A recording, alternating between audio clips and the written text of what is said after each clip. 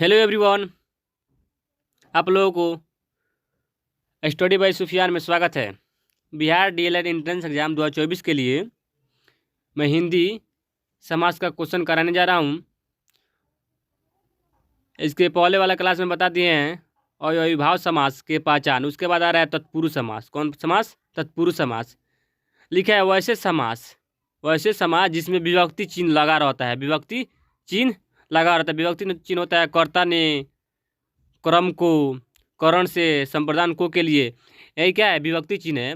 लगा रहता हो लेकिन समासिक पद बनने के बाद विभक्ति चिन्ह विलुप्त हो जाता हो यानी हट जाता हो तो वह तत्पुरुष समास कहलाता है। तत्पुरुष समास कहलाता है। जैसे लिखा है कन्यादान। क्या लिखा है? कन्यादान। तो कन्या का दान इसमें कहा आ रहा है कि नहीं, इसलिए यह तत्पुरुष समास है। उसके बाद लिखा है राजा का पुत्र, राजपुत्र। राजा का पुत्र क्या होता है? राजपुत्र होता है। उसके बाद लिखा है पॉकेट को मारने वाला।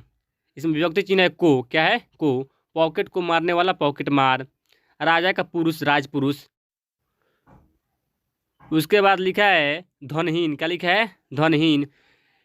15 तारीख 2022 को आया था, 9वां महीना में आया था। ठीक है। धनहीन, धन के हीन, धनहीन। उसके बाद चलते हैं क्रमधारय समास में। लिखा है वैसा समास जो किसी वस्तु, व्यक्ति या अन्य की विशेषता बताता हो तथा विशेष नाम को कोई उपमा देता हो क्रमधारय समास कहलाता है। जैसे नील गाय यानी गाय नीली है। नीलकमल, नवयुवक, मृगनयनी, चंद्रमुखी।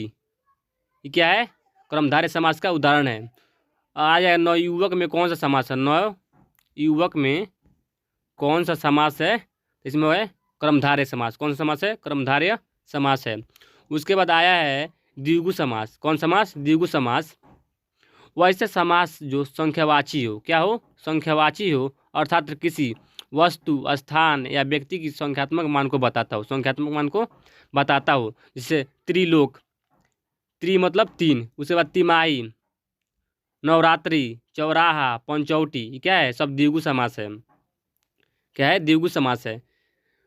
उसके बाद लिखा है द्वंद्व समास। द्वंद्व समास वैसे समास जिसमें योजक की मात्रा लगी हो। योजक यानी इस तरह लगा हो तथा समास विग्रह करने पर और का अर्थ देता हो। और का अर्थ देता हो या जोड़ी शब्द को द्वंद्व समास कहते हैं। जोड़ी शब्द को क्या कहते हैं? द्वंद्व समास। जैसे भाई बहन, सुख दुख। इसका उदाहरण है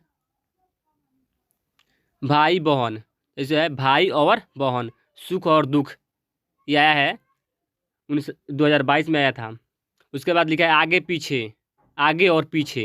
उसके बाद दाल रोटी, घर द्वार, आचार विचार, माता पिता, दूल्हा दुल्हन। इसमें सब के बीच में क्या है? ये योजक चिन्ह लगा है। हम नहीं दिए हैं लेकिन इसे बीच लगा रहता है। उसके बाद लिखा है बहुब्रीहि समास। कौन समास? बहुब्रीहि समास वैसा समास जिनके दोनों समासिक पद मिलकर एक विशेष अर्थ देते हैं। यानी दो समासिक पद मिलकर एक दूसरा अर्थ देता है, उसे क्या कहते हैं? बहुब्रीहि समास कहते हैं। या लिखा है जो किसी विशेष का पर्यायवाची भी होता है। पर्यायवाची भी होता है। दशानन, दस है आनंद जिसका, दशानन। नीलकंठ, लंबोदर, लंबा उदर जिसका, लंबोदर। चक्रपाणी, लिखा है चक्रपाणी।